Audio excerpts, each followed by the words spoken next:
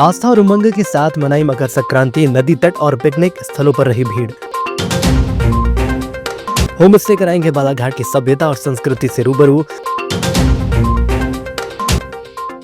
मुक्की बैगाहाट में मनाया गया बाघ महोत्सव। मकर संक्रांति का पर्व 14 जनवरी को जिले भर में आस्था और उत्साह के साथ मनाया गया। श्रद्धालुओं ने सुबह से ही नदी तट और जलाशयों पर डुबकी लगाकर सूर्य देव को गुड़ और तिल का अर्घ्य अर्पित किया। शंकर घाट, जागपुर घाट, गर्रा वैनगंगा पुल सहित कई पिकनिक स्थलों पर भारी भीड़ रही। बच्चों और युवाओं ने पतंगबाजी का आनंद लिया और जिससे आसमान रंग बिरंगी पतंगों से गुलजार हो गया। पुलिस प्रशासन ने सुरक्षा व्यवस्था सुनिश्चित की। यह हिंदू धर्म का नया साल का पहला पर्व है जो सभी आयु वर्ग के लोगों में उत्साह और उल्लास का माहौल लाता है।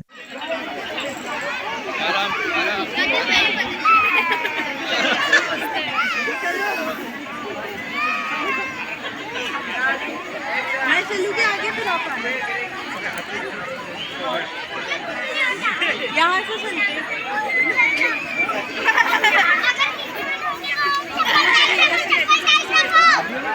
झुक तो जा बेटा। श्याम मित्र मंडल ने इस बार भी खाटू श्याम बाबा के भजन कीर्तन का आयोजन 14 जनवरी को पीजी कॉलेज समीप नवीन कन्या स्कूल परिसर में किया। कार्यक्रम की शुरुआत दोपहर 11 बजे गोंदिया रोड स्थित नए राम मंदिर से भव्य निशान यात्रा से हुई। यात्रा में बड़ी संख्या में श्रद्धालु, महिलाएं और पुरुष शामिल हुए। यात्रा हनुमान चौक, महावीर चौक, मेन रोड और राजघाट चौक होते हुए काली पुतली चौक से कार्यक्रम स्थल पर पहुंचकर संपन्न हुई। रात्रि में खाटू श्याम बाबा का भव्य दरबार सजाया गया जिसमें भजन गायकों ने श्याम बाबा के भजनों की सुंदर प्रस्तुति दी।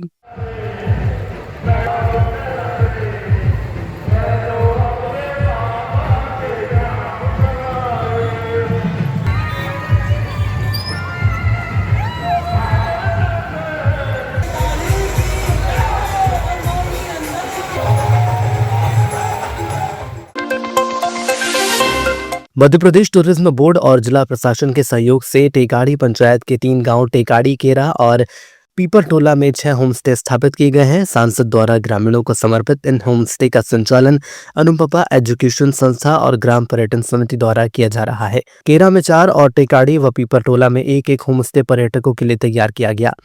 इनका उद्देश्य पर्यटकों को प्राकृतिक सुंदरता का अनुभव देना, ग्रामीण संस्कृति का प्रचार प्रसार करना और ग्रामीणों को रोजगार से जोड़ना है। ये पहल क्षेत्र के पर्यटन विकास में मील का पत्थर साबित होगी।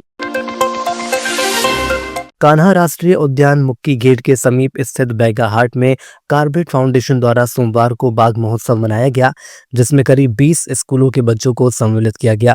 इस दौरान बच्चों के द्वारा सांस्कृतिक कार्यक्रम, इको रंगोली, स्टोन पेंटिंग और फेस पेंटिंग और चित्रकला प्रतियोगिता आयोजित की गई जिसमें बच्चों ने उत्साह के साथ भागीदारी की और महोत्सव का आनंद लिया। बताया गया कि यह कार्यक्रम कार्बेट फाउंडेशन और सेंचुरी नेचर फाउंडेशन के द्वारा आयोजित किड्स फॉर टाइगर कार्यक्रम है। कार्बेट फाउंडेशन वन्यजीव संरक्षण पर कार्य करती है जो कि कान्हा टाइगर रिजर्व एवं आसपास के गांवों में अपनी सेवा प्रदान करती है।